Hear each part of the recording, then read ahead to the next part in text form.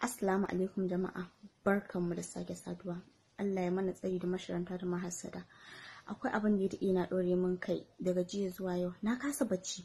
Wai ya za a ce za a haifi jaririya mace, wai a ce za a yi mata kaciya.